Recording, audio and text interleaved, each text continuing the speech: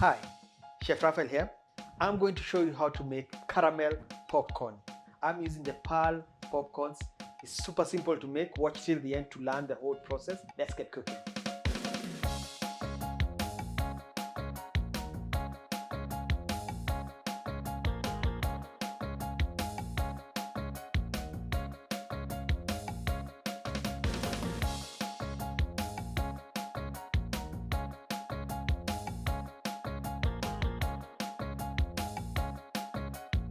What I love about this recipe, brought to you by Pearl, and it's part of the Plateful of Love campaign. The first thing I want to show you is how to actually cook popcorn the right way so that they all pop. And one thing about the Pearl popcorns is that the fact that they actually look clean, you just look at the pack, they actually look clean, and most importantly, they all pop.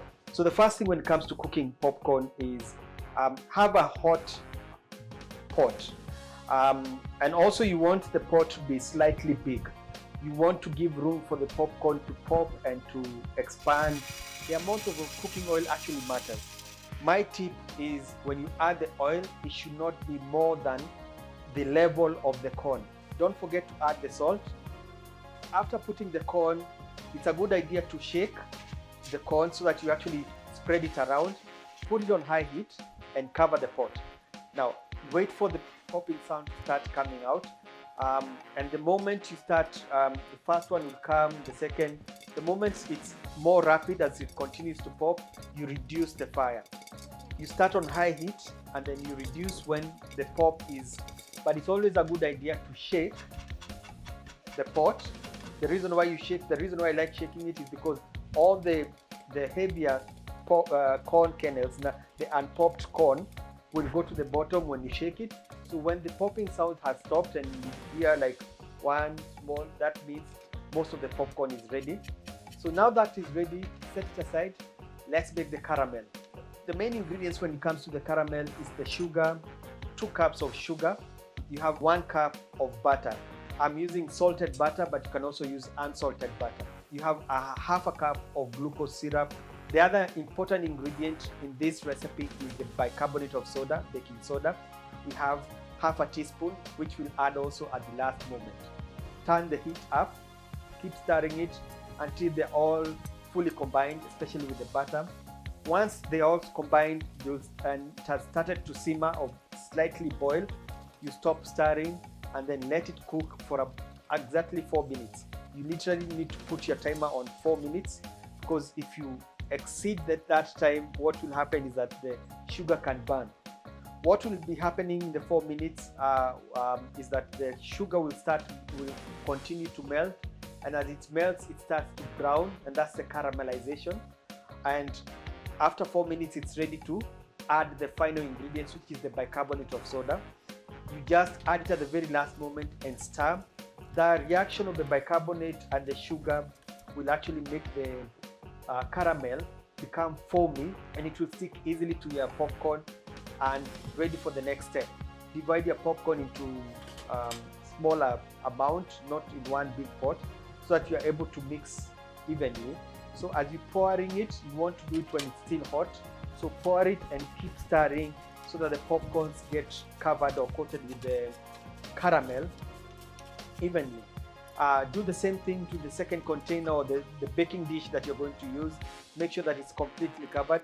It tends to cool easily, and what happens when it cools down, it will form a big lump like this. This part that is actually at the bottom.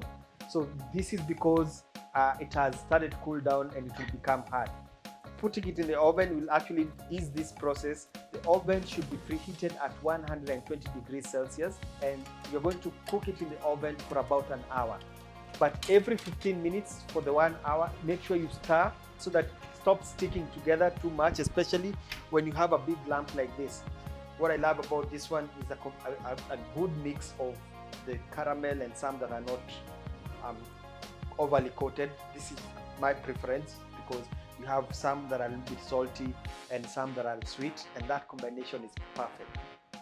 When it comes to storing, preferably an airtight container. Even if it's a plastic container like this, make sure that the lid is tightly fitting and you can actually store this for up to 4 days, 5 days.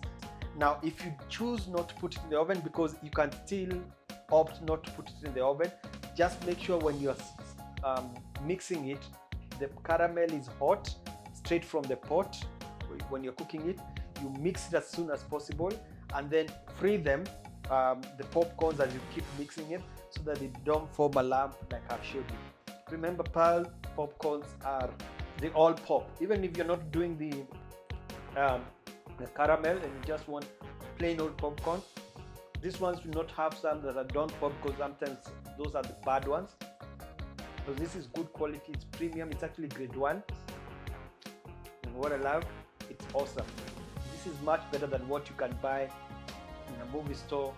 Remember, you can get Pearl products at all leading supermarkets, and you can also shop online using the link on the description of this video. Click on it to buy them online and have them delivered to you wherever you are.